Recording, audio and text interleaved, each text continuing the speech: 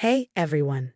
I'm Susan Thompson, 33, killing it in my marketing career, and until recently, living what I thought was the dream life with my husband, Derek, in our charming suburban home. We had it all, or so I thought. Weekend dinner parties, spontaneous road trips, and my home office, which was my sanctuary. I'd spent months getting it just right, with an ergonomic chair, inspiring artwork on the walls. The perfect space to get lost in my projects. One Saturday morning, I called out to Derek, "Babe, I'm heading out to the farmer's market. Want anything special for dinner?" "Nah, just get whatever looks good," he mumbled, barely looking up from his phone. I shrugged it off, but the distance between us had been growing, and each disengaged reply only made it clear. Still, I pushed it to the back of my mind, focusing instead on an exciting work project that had just landed in my inbox. My chance to really shine. When I got home from the market, I found Derek on the phone, talking in hushed tones. Yeah, I know. We'll figure it out," he muttered, quickly ending the call when he noticed me. "Everything okay?" I asked, eyebrows raised. "Oh, just work stuff." "Nothing important," he replied, brushing it off. I had an urge to press further, but something told me to let it go. Instead, I buried myself in my project plans and strategies, the deadline swallowing any lingering worries. But days went by, and Derek's secretive phone calls didn't stop. I'd overhear bits and pieces like "she doesn't need to know yet," and "we'll deal with Susan later." Red flags waved in my mind, but I ignored them, telling myself I was just stressed. Then came the family barbecue. That's when I met Derek's sister, Megan, for the first time. Trying to make small talk, I asked, "So, Megan, what do you do?" "Oh, I'm between jobs right now," she laughed, a carefree laugh that grated on my nerves. "Exploring my options." Derek's mom chimed in. "Megan's always been a free spirit. Can't tie her down to one place or job for too long." I nodded, but something about Megan's gaze, lingering on our house, left me unsettled. Later that night, I overheard Derek on the phone again. "Don't worry, sis. We'll figure something out. You know I got your back." A knot formed in my stomach. I could feel something was coming, but I had no idea how much my world was about to shatter. The next evening, as I walked through the front door, I froze. There was Derek and Megan, hauling my desk out of my office. "What's going on here?" I demanded, my heart pounding. Derek turned, eyes wide. "Oh, hey, babe. You're home early." "Clearly. What are you doing with my stuff?" Megan smiled. "Surprise, I'm moving in." A punch to the gut would have hurt less. "Moving in? Where exactly?" Derek cleared his throat. "We thought Megan could use your office for now. You know, since she needs a place to stay." "For how long?" I asked, incredulous. "We figured the garage has plenty of space for you to work," he said, as if it were the most logical suggestion in the world. The garage? I felt my face flush. That unfinished, freezing garage. Megan had the nerve to look offended. "It's not that bad. Besides, I really need this room. You understand, right?" I didn't understand. Not one bit. "Derek, can I talk to you privately?" I said, voice barely holding back the anger. "In the kitchen," I hissed. "How could you make this decision without even talking to me?" Derek crossed his arms. "Susan, she's family. She needs our help right now. And I need my office. I have deadlines, projects. I can't work in a garage." His expression hardened. "You'll figure it out. Megan needs this more than you do right now." Standing there, speechless, memories of my childhood surged up, always moving, never having a stable home. I'd worked so hard to create a life, a space that was finally mine, only to have it taken from me. I tried to make the garage work. I really did. Between the cold and the damp, working in the garage became a nightmare. My laptop started glitching from the humidity, and I felt like I was coming down with something from the chill. "Derek, I can't do this," I called out one evening. "My laptop's acting up, and I think I'm getting sick from the cold." He barely glanced up from his phone. "Just wear a sweater. You'll be fine." Meanwhile, Megan was living it up in my office, my sanctuary. One day, I overheard her on the phone, her voice dripping with mock sweetness. "Yeah, it's great here. Free food, nice room. Susan's a bit uptight, but Derek keeps her in line." I saw red. Bursting into the room, I couldn't hold it back. "Keeps me in line? This is my house, Megan. You're a guest here." "Whoa, chill out. No need to be so sensitive," she shot back, unfazed. Before I could respond, Derek rushed in, looking between us with wide eyes. What's going on here?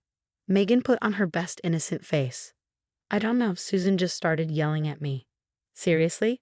Susan, what's your problem? Derek snapped. Megan's going through a tough time. Can't you be more understanding? I couldn't believe my ears. As I stormed out, a rush of childhood memories hit me. My mom always put everyone else before herself. Always before me. I promised myself I'd never be like that. Yet here I was, pushed aside in my own home. That night, as I lay in bed, I overheard Derek and Megan talking. Don't worry about Susan, Derek was saying. She'll get over it. You can stay as long as you need. I turned over, tears silently streaming down my face. How had it come to this? The stability I'd fought so hard for was slipping away, and the one person I trusted to have my back was the one tearing it all down. As I drifted into an uneasy sleep, one thought echoed in my mind. Something had to change, and if Derek wouldn't stand up for me, then I would have to stand up for myself. I couldn't take it anymore. I needed to talk to someone who'd actually listen. The next morning, I called Jasmine and asked her to meet me for coffee. Girl, you look like hell, Jasmine said as I slumped into the cafe chair. Thanks, I muttered, feeling like I was already defeated. I feel like it too. I spilled everything. Megan taking over my office, the garage, Derek's attitude, everything. Jasmine's eyes widened. Wait, he moved his sister into your office without even asking you. And now you're stuck working in the garage? That's messed up, Liv. I know, I sighed. But he says she needs help and I can't just turn her away. No, stop right there. Jasmine cut me off. What about what you need? I blinked, taken aback. What do you mean? I mean it's your house too, and honestly, you might want to think about whether this relationship is even worth saving. Her words hit hard, but deep down, I knew she had a point. The next day at work, I confided in Tyler during our lunch break. Well, that's rough, he said, shaking his head. No offense, but your husband sounds like a real piece of work. It's not just the office thing, I admitted, biting my lip. He's been weird about money lately too, questioning every purchase I make, but apparently it's fine to support his sister. Tyler leaned in, his expression serious. Susan, that's financial control. It's a form of abuse. The word abuse made my stomach churn, but it also opened my eyes. I hadn't seen it for what it really was until now. That evening when I got home, I found Megan in my favorite blouse. Oh hey Susan, hope you don't mind. I borrowed this. It looks better on me anyway, she smirked. I froze. On a coffee table, my makeup was scattered across the surface. Are those my cosmetics? I demanded. Yeah, I ran out. No big deal. It was the last straw. Actually, it is a big deal. That stuff's expensive, and you didn't ask. Megan's face crumpled. I can't believe you're being so mean. I thought we were family. And then, right on cue, Derek walked in. What's going on? Megan's just yelling at me for borrowing some things, Megan sniffled, playing the victim. Derek turned to me, his face hard. Seriously? You're making her cry over clothes and makeup. That's not the point. I shouted, frustration rising. No, you listen, Derek cut me off. Megan's family. If she needs something, she can use it. End of discussion. As they stormed off, leaving me standing there, I felt more alone than ever. Over the next few weeks, I threw myself into work. I stayed late at the office, volunteered for extra projects, anything to avoid going home. During those long hours at work, a plan started forming. I opened a separate bank account and quietly started setting money aside. I researched apartments in the city, closer to work, and even reached out to a divorce lawyer to explore my options. One night, as I sat in the cold garage trying to finish a report, I overheard Derek and Megan laughing in the kitchen. They were planning a weekend trip, just the two of them. Don't worry about Susan, Derek said dismissively. She's so busy with work she probably won't even notice we're gone. In that moment, something inside me snapped. I realized I'd been holding on to a marriage that no longer existed. Derek had chosen his sister over me time and again. I deserved better.